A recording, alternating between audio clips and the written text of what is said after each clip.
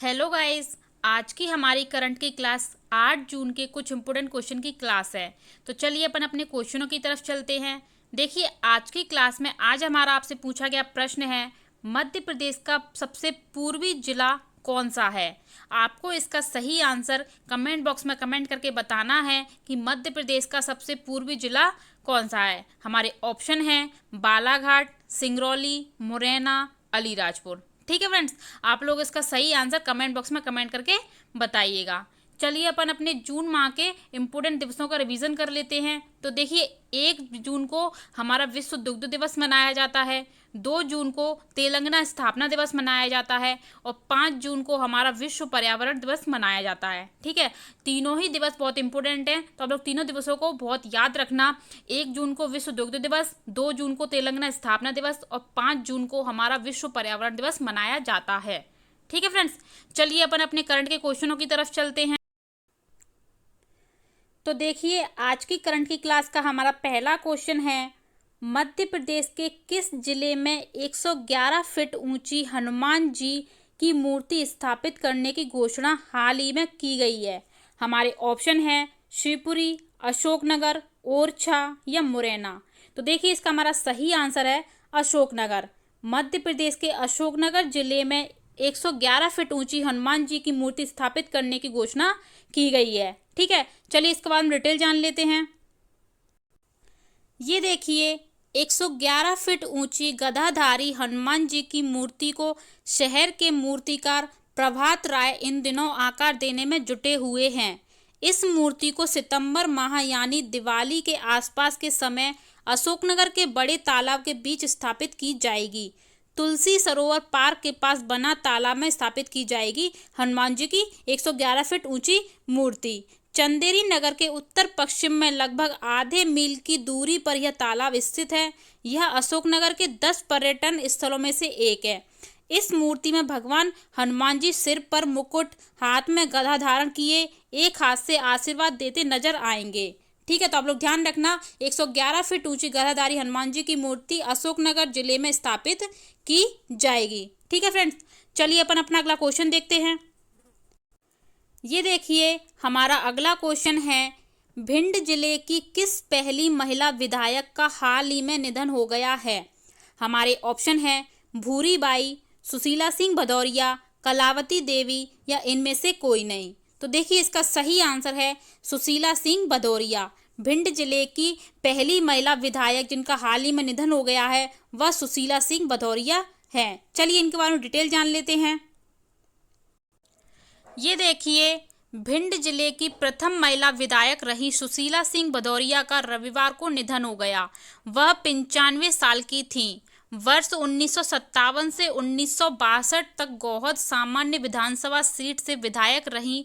चुनावी मैदान में राजमाता विजया राजे सिंधिया ने टिकट देकर सुशीला सिंह भदौरिया को मैदान में उतारा था।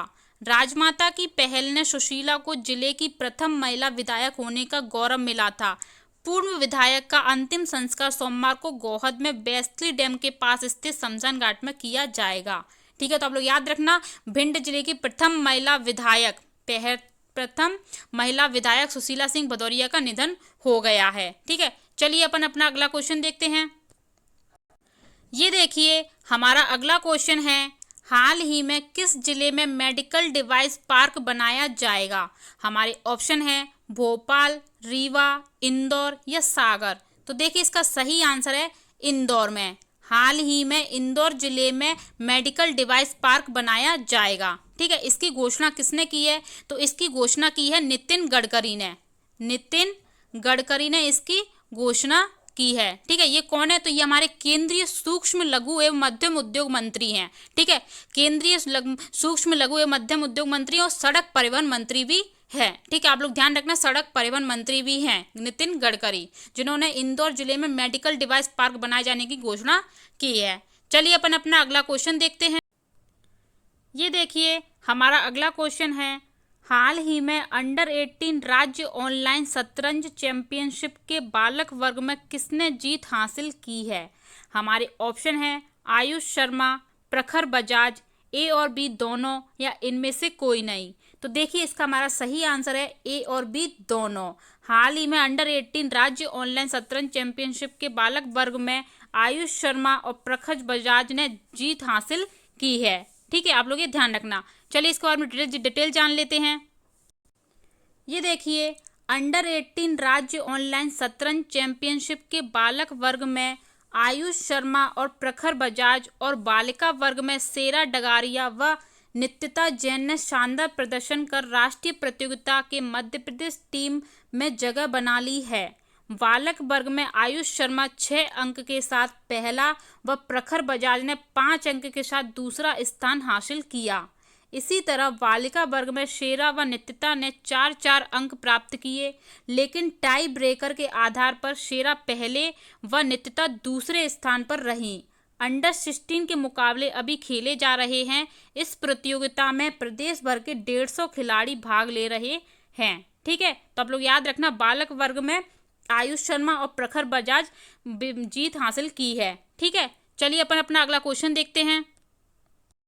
ये देखिए हमारा अगला क्वेश्चन है, हाल ही में मध्य प्रदेश के किस शहर को गोल्डन ट्रायंगल बनाने की घोषणा की गई है? हमारे ऑप्शन हैं ग्वालियर, सागर, शिवपुरी या इंदौर। तो देखिए इसका सही आंसर है ग्वालियर। हाल ही में मध्य प्रदेश के ग्वालियर शहर को गोल्डन ट्रायंगल बनाने की घोषणा की गई है। ठीक है, यह घोषणा हमारे केंद्रीय मंत्री प्रहलाद सिंह पटेल ने की है। ठीक है, आप लोग ये ध्यान रखना। चलिए इसको और डिटेल जान लेते हैं। ये देखिए केंद्रीय मंत्री प्रहलाद सिंह पटेल ने घोषणा की है कि जल्द ही ग्वालियर को गोल्डन ट्रायंगल बनाने की तैयारी है, जिसमें जबलपुर व झांसी को शामिल किया जा सकता है। इस दौरान उन्होंने विश्व पर्यावरण दिवस पर शहरवासियों और पर्यटकों के लिए स्पेशल मूवमेंट विश्व पर्यावरण सेफ्टी की भी घोषणा की है। ठीक है फ्रेंड्स, चलिए अपन अपना अगला क्वेश्चन देखते हैं। ये देखिए फ्रेंड्स अपन अपने एमपी स्टैटिक जीके के प्रीवियस ईयर क्वेश्चनों का रिवीजन कर लेते हैं, जिसमें हम आपके लिए MP PSC, MP SI, MP police, jail प्रहरी और पटवारी के प्रीवियस ईयर क्वेश्चन लेके आते हैं। ठीक है, जो आपके आने वाले एग्जाम में बहुत महत्वपूर्ण होंगे। चलिए अपन अपने स्टैटिक के जीके के क्वेश्चनों की तरफ चलते हैं। ये देखिए हमारे स्टैटिक जीके का पहला क्वेश्चन है, कौन सा स्थान मालवा के कश्मीर के रूप में लोकप्रिय है? हमारे ऑप्शन है शिवपुरी, ब्यावरा, नरसिंहगढ़ या झाबुआ। तो देखिए इसका सही आंसर है नरसिंहगढ़।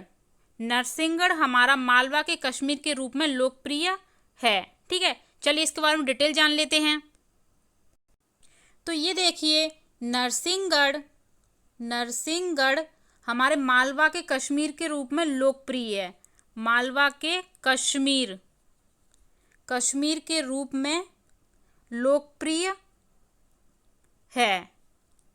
ठीक है, आप लोग ये ध्यान रखना। नरसिंहगढ़ की सुंदर वादियों की वजह से मालवा का कश्मीर कहा जाता है। नरसिंहगढ़ हमारा राजगढ़ जिले में स्थित है। राजगढ़ जिले में नरसिंहगढ़ हमारा स्थित है। ठीक है, मध्य प्रदेश के राजगढ़ जिले में नरसिंहगढ़ अभ्यारण्य भी है। आप लोग ये ध्यान रखना, नरसिंहगढ़ अभ्यारण्य भी है। नरसिंहगढ़ अभ्यारण्य स्थित है। इसी अभ्यारण्य के पास में चिड़ीखो तालाब है। चिड़ीखो तालाब नरसिंहगढ़ अभ्यारण्य के पास में ही चिड़ीखो तालाब है। यह तालाब एग्जाम में पूछा जाता है, बहुत इंपॉर्टेंट है, आप लोग ये ध्यान रखना। ठीक है, राजगढ़ में किन्नौरगढ़ का किला स्थित है। किन्नौरगढ़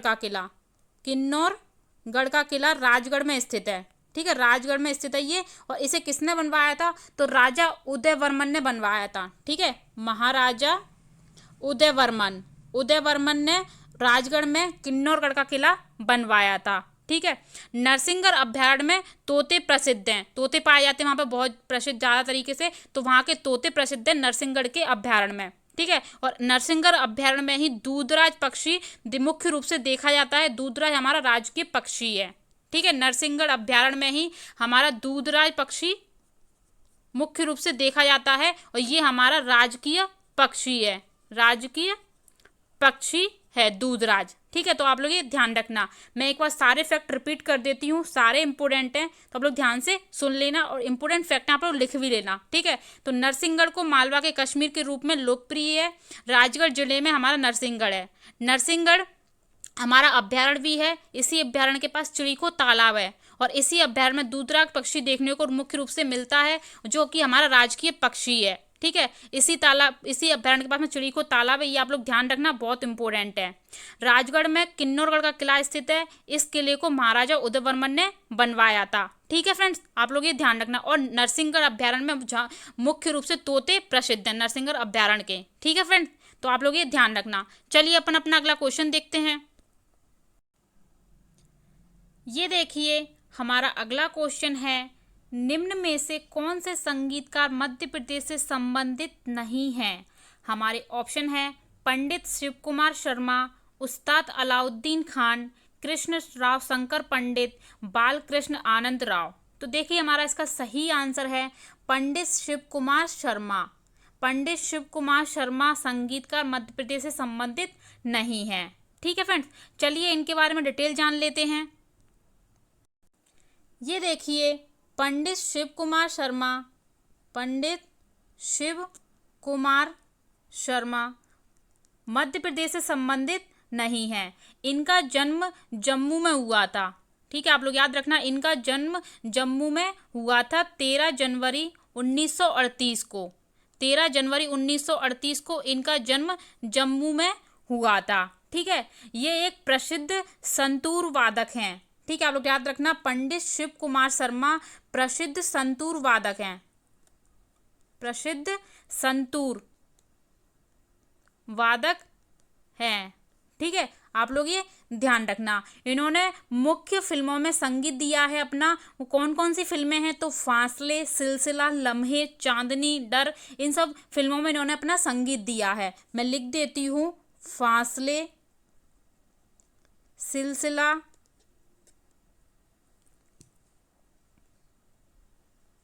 चांदनी, डर, लम्हे,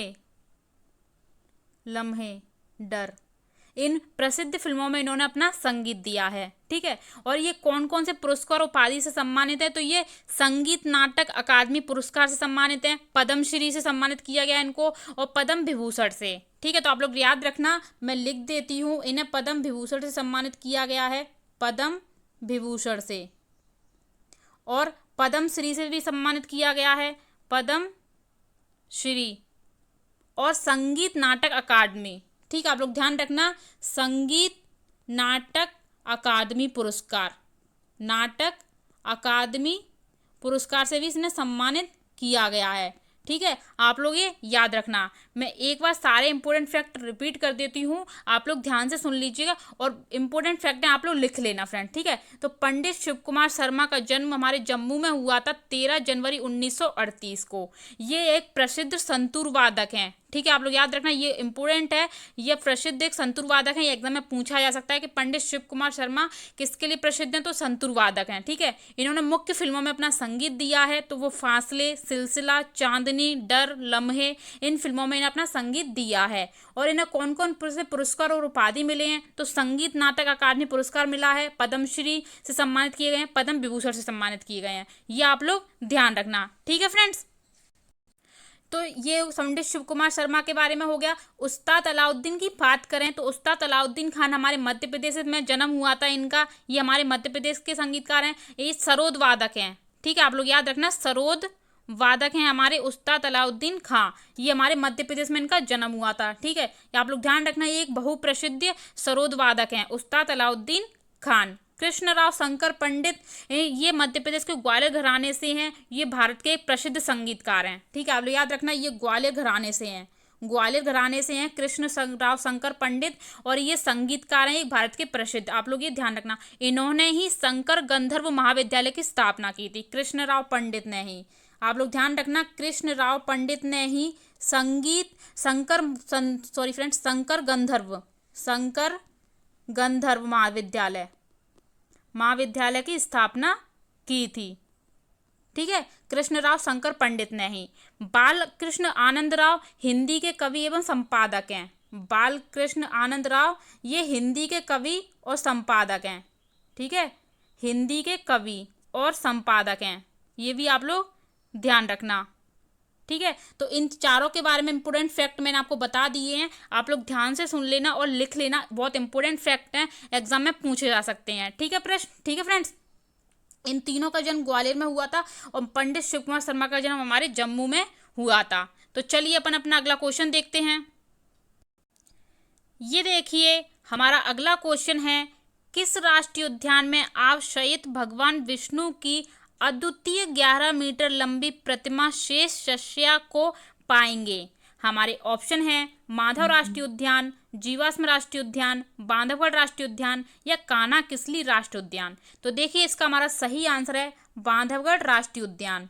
बांधवगढ़ राष्ट्रीय उद्यान में भगवान विष्णु की अद्वितीय 11 मीटर लंबी प्रतिमा को आप पाएंगे। ठीक है, बांधवगढ़ राष्ट्रीय उद्यान हमारा उमरिया में स्थित है। माधव राष्ट्रीय उद्यान की बात करें तो ये हमारा शिवपुरी में स्थित है। जीवाश्म राष्ट्रीय उद्यान की बात करें तो ये हमारा डिंडोरी में स्थित है। और कान्हा किसली की राष्ट्रीय उद्यान की बात करें तो हमारा मंडला में स्थित है। ठीक है, तो आप लोग याद रखना, माधव राष्ट्रीय उद्यान हमारा शिवपुरी में स्थित है, जीवाश्म राष्ट्रीय उद्यान हमारा डिंडोरी में स्थित है और कान्हा किसली राष्ट्रीय उद्यान हमारा मंडला में स्थित है। ठीक है, और बांधवगढ़ राष्ट्रीय उद्यान हमारा उमरिया जिले में, उमरिया जिले में। तो चलिए अपन बांधवगढ़ राष्ट्रीय उद्यान के बारे में डिटेल जान लेते हैं। तो ये देखिए भगवान विष्णु की अद्वितीय 11 मीटर लंबी, अद्वितीय 11 मीटर लंबी प्रतिमा हमारे बांधवगढ़ राष्ट्रीय उद्यान में है। ठीक है, प्रतिमा लंबी हमारे बांधवगढ़ राष्ट्रीय उद्यान में है। बांधवगढ़ राष्ट्रीय उद्यान हमारा उमरिया जिले में, आप लोग ये भी ध्यान रखना, उमरिया जिले में है। ठीक है, बांधवगढ़ राष्ट्रीय उद्यान की स्थापना की बात करें कि इसकी स्थापना कब हुई थी, तो फ्रेंड इसकी स्थापना हुई थी 1968 में। इसकी स्थापना 1968 में हुई थी, ये भी आप लोग ध्यान रखना। यह बाघ परियोजना में शामिल है। ठीक है, बांधवगढ़ राष्ट्रीय उद्यान हमारा बाघ परियोजना में शामिल है और इसकी स्थापना की डेट आप लोग याद रखना, 1968 में इसकी स्थापना हुई थी। बांधवगढ़ राष्ट्रीय उद्यान हमारा 32 पहाड़ियों से घिरा हुआ है। ये इंपोर्टेंट फैक्ट है, एग्जाम में बहुत बार पूछा गया है, 32 पहाड़ियों से घिरा हुआ है बांधवगढ़ राष्ट्रीय उद्यान। ठीक है, ये आप लोग ध्यान रखना। और मैं सारे फैक्ट एक बार रिपीट कर देती हूँ, आप लोग ध्यान से सुन लेना। भगवान विष्णु की अद्वितीय 11 मीटर लंबी प्रतिमा बांधवगढ़ राष्ट्रीय उद्यान में है। बांधवगढ़ राष्ट्रीय उद्यान हमारा उमरिया जिले में है। इसकी स्थापना 1968 में हुई थी और बांधवगढ़ राष्ट्रीय उद्यान हमारा बाघ परियोजना में शामिल है और बांधवगढ़ राष्ट्रीय उद्यान हमारा 32 पहाड़ियों से घिरा हुआ है। ठीक है, ये भी आप लोग ध्यान रखना। और जीवाश्म राष्ट्रीय उद्यान हमारा डिंडोरी में है, माधव राष्ट्रीय उद्यान हमारा शिवपुरी में स्थित है और कान्हा किसली राष्ट्रीय उद्यान हमारा मंडला जिले में स्थित है। ठीक है फ्रेंड्स, ये सब आप लोग क्लियर कर लेना अपना और लिख लेना, एग्जाम में पूछा जाए तो आप लोगों को ध्यान रहेगा। ठीक है, चलिए अपन अपना अगला क्वेश्चन देखते हैं। ये देखिए हमारा अगला क्वेश्चन है, मध्य प्रदेश के निम्नलिखित जिलों में से किसमें शाही मस्जिद और मोती मस्जिद स्थित है? हमारे ऑप्शन है विदिशा, कटनी, सिंगरौली या धार। तो देखिए हमारा इसका सही आंसर है विदिशा। मध्य प्रदेश के निम्नलिखित जिलों में से विदिशा जिले में शाही मस्जिद और मोती मस्जिद स्थित है। ठीक है फ्रेंड्स, चलिए अपन इसके बारे में डिटेल जान लेते हैं। तो ये देखिए शाही मस्जिद और मोती मस्जिद हमारे विदिशा जिले में स्थित है, विदिशा जिले में। ठीक है, आप लोग ये ध्यान रखना, विदिशा जिले में स्थित है। विदिशा जिले के बारे में अपन ने कुछ इंपोर्टेंट फैक्टों की कल की क्लास में बात की थी, तो आप लोग उनको ध्यान से सुन लीजिए। सारे विदिशा जिले के बारे में बहुत इंपोर्टेंट फैक्ट हैं, एग्जाम में पूछे जा सकते हैं, तो आप लोग इनको ध्यान रखना। ठीक है, और ये भी याद रखना कि शाही मस्जिद और मोती मस्जिद हमारे विदिशा जिले में स्थित है। ठीक है, उदयगिरी की गुफाएं भी हमारी विदिशा जिले में ही हैं। उदयगिरी की गुफाएं जो बहुत बार एग्जाम में पूछी गई हैं, तो वो हमारे विदिशा जिले में ही स्थित हैं। विदिशा जिले में हमारा चना उत्पादक जिला है, विदिशा जिला हमारा चना उत्पादक जिला है। ठीक है, ये भी आप लोग ध्यान रखना।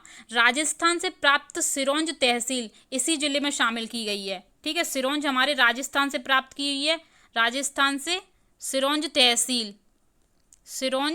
तहसील हमारे विदिशा में ही स्थित है। ये भी आप लोग याद रखना, सिरोंज तहसील हमारे विदिशा में ही स्थित है, ठीक है, जो कि राजस्थान से ली गई थी। जैन तीर्थ पर शीतलनाथ की जन्मस्थली विदिशा में ही है, ये भी आप लोग याद रखना। जैन तीर्थ पर शीतलनाथ की जन्मस्थली, ठीक है, वो भी हमारे विदिशा में ही स्थित है। सम्राट अशोक सागर परियोजना हमारे विदिशा जिले में ही स्थित है, ये भी आप लोग ध्यान रखना। सम्राट अशोक की पत्नी महादेवी विदिशा से ही थी। विदिशा का प्राचीन नाम बेसनगर या भेलसा, ये आप लोगों को बता दिया था, तो आप लोग ये ध्यान रखना, एग्जाम में पूछा जा सकता है। मैंने आपको सिर्फ इंपोर्टेंट फैक्ट बताए हैं जो एग्जाम में पूछे जाते हैं, ठीक है, तो आप लोग ये ध्यान रखना। और ग्यारसपुर का माला देवी मंदिर और बराह की प्रतिमा और आठ खंबा महल, ये सब यहाँ पर प्रख्यात हैं, ठीक है, ये सारे इंपोर्टेंट है, तो आप लोग ये सारे फैक्ट याद रखना, एग्जाम में पूछे जा सकते हैं, ठीक है फ्रेंड्स। तो चलिए अपन अपना अगला क्वेश्चन देखते हैं। ये देखिए हमारा अगला क्वेश्चन है, रायसेन में सबसे प्रख्यात बौद्ध धार्मिक स्थल कौन सा है?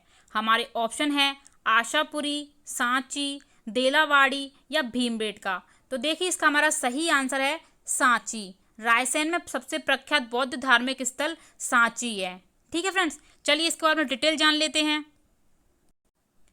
ये देखिए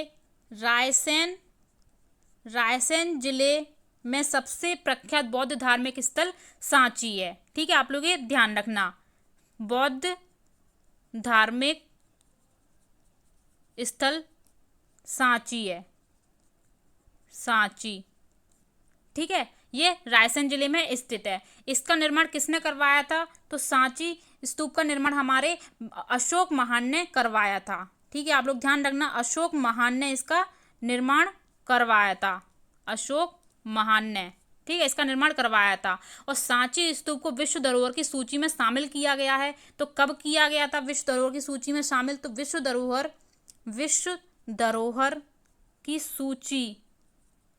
सूची में शामिल किया गया था सांची को 1989 में। 1989 में सांची स्तूप को विश्व धरोहर की सूची में शामिल किया गया था, ठीक है, आप लोग याद रखना, विश्व धरोहर की सूची में सांची को 1989 में शामिल किया गया था, ठीक है। खजुराहो को 1986 में शामिल किया गया था और भीमबेटका को 2003 में, ठीक है, 1986 में खजुराहो को, 2003 में भीमबेटका को और 1989 में सांची को विश्व धरोहर की सूची में शामिल किया गया था, ठीक है। यहीं पर स्तूपों में महाबुद्ध के विषय और सारिपुत्र महावीरों के अस्थि अवशेष सुरक्षित हैं सांची में ही, ठीक है, आप लोग ये भी ध्यान रखना। मैं सारे फैक्ट एक बार रिपीट कर देती हूँ जिससे आप लोगों को ध्यान रहे, ठीक है। मैं सारे क्वेश्चनों के आंसर इसलिए रिपीट करती हूँ जो आपके माइंड में बैठ जाएं और सब आपको याद रहे, एग्जाम में आप लोग भूलो ना, ठीक है। तो मैं एक बार रिपीट कर देती हूँ, रायसेन जिले में बौद्ध धार्मिक स्थल सांची है जिसका निर्माण अशोक महान ने करवाया था। 1989 में सांची स्तूप को विश्व धरोहर की सूची में शामिल किया गया था और 1986 में खजुराहो को शामिल किया गया था, 2003 में भीमबेटका को शामिल किया गया था, ठीक है फ्रेंड्स। और ये हमारे बेतवा नदी के किनारे स्थित है, ठीक है, ये भी आप लोग ध्यान रखना, ठीक है फ्रेंड्स, बेतवा नदी के किनारे स्थित है। चलिए अपन अपना अगला क्वेश्चन देखते हैं। ये देखिए हमारा अगला क्वेश्चन है, उस राजा का नाम बताएं जिसने सीहोर में जामा मस्जिद बनवाई थी। हमारे ऑप्शन है अलाउद्दीन खिलजी, मुगीसुद्दीन शाह, अकबर, ये भोपाल नवाब। तो देखिए इसका हमारा सही आंसर है मुगीसुद्दीन शाह।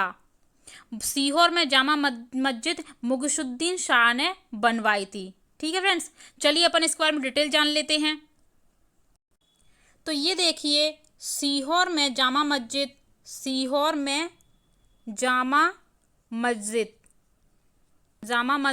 मुगीसुद्दीन शाह ने बनवाई थी, ठीक है, आप लोग ये ध्यान रखना, मुगीसुद्दीन शाह ने बनवाई थी जामा मस्जिद सीहोर में, ठीक है। सीहोर की बात करें तो यहीं पर सलकननपुर का मेला लगता है, ठीक है, सलकनपुर का मेला सीहोर में ही लगता है, ये भी आप लोग ध्यान रखना।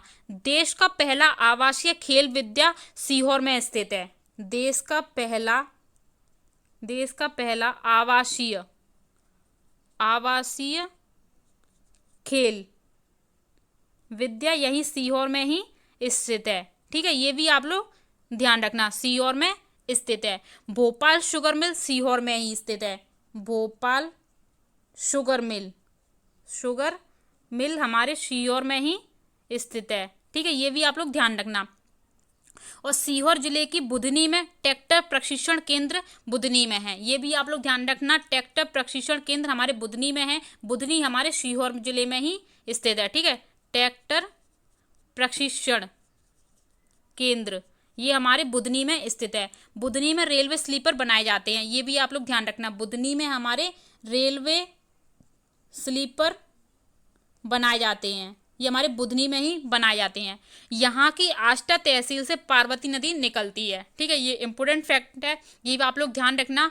यहीं की आष्टा तहसील से हमारी पार्वती नदी निकलती है। ठीक है, पार्वती नदी, ये आप लोग ध्यान रखना। मैं सारे फैक्ट एक बार रिपीट कर देती हूँ, आप लोग इनको ध्यान रखना कि सीहोर में जामा मस्जिद मुगीसुद्दीन शाह ने बनवाई थी। यहीं पर सलकनपुर का मेला लगता है। देश का पहला आवासीय खेल विद्या सीहोर में ही स्थापित है।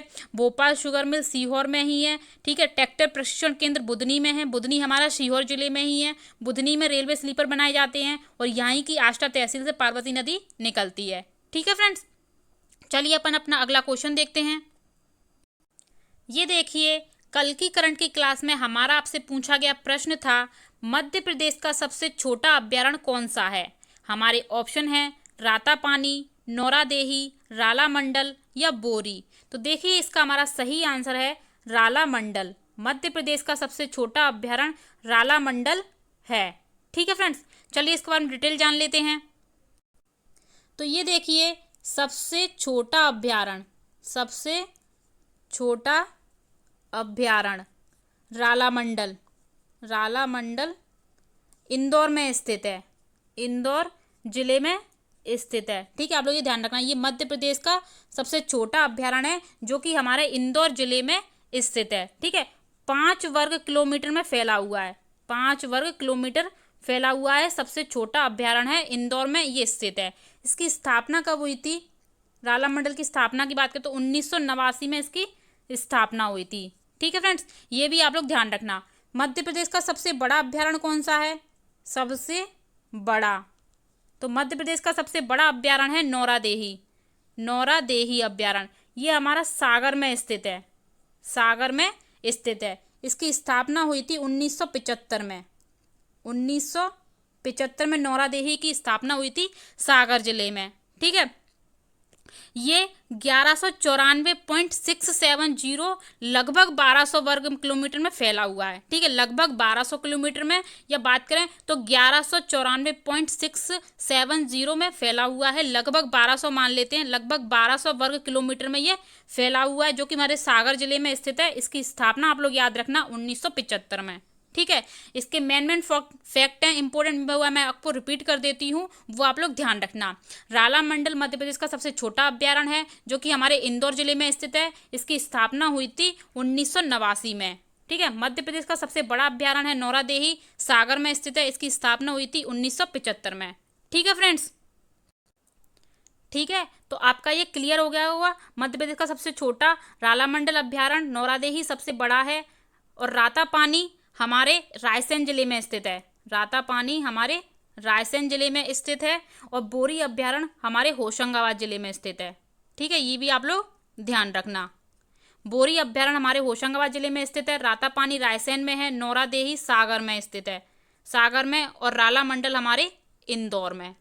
ठीक, ये देखिए, अपन कल की करंट की क्लास का कुछ क्वेश्चनों का रिवीजन कर लेते हैं जिससे हमें क्वेश्चन याद रहेंगे। तो देखिए, अपन 7 जून के करंट के क्वेश्चनों का रिवीजन कर लेते हैं। तो देखिए, हाल ही में अंतर्राष्ट्रीय शतरंज संघ द्वारा किसे कैंडिडेट मास्टर की उपाधि से सम्मानित किया गया है? हमारा आंसर है इसका ओजस्वी सिंह। ठीक है, ओजस्वी सिंह को अंतर्राष्ट्रीय शतरंज संघ द्वारा कैंडिडेट मास्टर की उपाधि से सम्मानित किया गया है, ओजस्वी सिंह को। ठीक है, चलिए अपन अगला क्वेश्चन देखते हैं। ये देखिए, हाल ही में मध्य प्रदेश में म्यूकरमाइकोसिस के इलाज में इस्तेमाल होने वाले इंजेक्शन बनाने की अनुमति पाने वाली दूसरी कंपनी कौन सी बन गई है? देखिए, इसका सही आंसर है रेवाक्योर लाइफ साइंसेज। ठीक है, हाल ही में मध्य प्रदेश म्यूकरमाइकोसिस के इलाज में इस्तेमाल होने वाली इंजेक्शन बनाने की अनुमति पाने वाली दूसरी कंपनी रेवाक्योर लाइफ साइंसेज बन गई है। ठीक है, पहली कंपनी मॉडर्न लेबोरेटरी है, ये भी आप लोग ध्यान रखना। चलिए अगला क्वेश्चन देखते हैं। ये देखिए, हाल ही में बैरसिया विधायक विष्णु खत्री ने वैक्सीनेशन पूर्ण करने वाली पंचायतों को कितने रुपए की इनाम राशि देने की घोषणा की है। इसका सही आंसर है 20 लाख रुपए। ठीक है, आप लोग ये ध्यान रखना, बैरसिया विधायक विष्णु खत्री ने वैक्सीनेशन पूर्ण करने वाली पंचायतों को 20 लाख रुपए इनाम देने की घोषणा की है। चलिए अगला क्वेश्चन देखते हैं। ये देखिए, हाल ही में नरोत्तम मिश्रा ने किस जिले में बाल प्रगति संस्थान द्वारा संचालित वृद्धाश्रम का शुभारंभ किया। तो देखिए इसका सही आंसर है दतिया। नरोत्तम मिश्रा ने दतिया जिले में बाल प्रगति संस्थान द्वारा संचालित वृद्धाश्रम का शुभारंभ किया है। ठीक है, चलिए अगला क्वेश्चन देखते हैं। ये देखिए, जलवायु परिवर्तन पर हो रहे अंतर्राष्ट्रीय सम्मेलन में मध्य प्रदेश की ओर से किसने भाग लिया। इसका सही आंसर है आईआईटी इंदौर के विशेषज्ञ ने। ठीक है, आईआईटी इंदौर के विशेषज्ञ ने जलवायु परिवर्तन पर हो रहे अंतर्राष्ट्रीय सम्मेलन में मध्य प्रदेश की ओर से भाग लिया है। ठीक है फ्रेंड्स, डेली आप लोग ऐसी करंट क्लास देखते रहिए और डेली करंट क्लास लेने के लिए हमारे धाकड़ कॉम्बो क्लासेस के यूट्यूब चैनल को सब्सक्राइब कर दीजिए, बेल आइकन दबा दीजिए। ठीक है फ्रेंड्स, जिससे आपको हमारी डेली करंट क्लास मिलती रहेगी। फ्रेंड्स, वीडियो को शेयर कर दीजिए ज़्यादा से ज़्यादा, और आपको वीडियो कैसी लगती है ये हमें कमेंट बॉक्स में कमेंट करके जरूर बताएं, और वीडियो को लाइक कर दीजिए। डेली हम आपसे एक प्रश्न पूछते हैं, उसका भी आप लोग आंसर कमेंट बॉक्स में कमेंट करके जरूर दें। ठीक है फ्रेंड्स, हम आपके लिए डेली ये क्लास लेके आते हैं। करंट के साथ साथ हम आपके लिए स्टैटिक जीके के कुछ प्रीवियस ईयर क्वेश्चन भी लेके आते हैं, जो आपके आने वाले एग्जाम में बहुत महत्वपूर्ण होंगे, जिससे आपको बहुत लाभ मिलेगा। ठीक है फ्रेंड्स, तो आप लोग डेली ऐसी क्लास देखते रहिए। तो फ्रेंड, जिस किसी को भी हमारी पीडीएफ चाहिए वो हमारे टेलीग्राम चैनल को ज्वाइन कर ले, धाकड़ कॉम्बो क्लासेस को, उसको हमारी पीडीएफ मिल जाया करेगी। ठीक है, तो आज के लिए थैंक यू।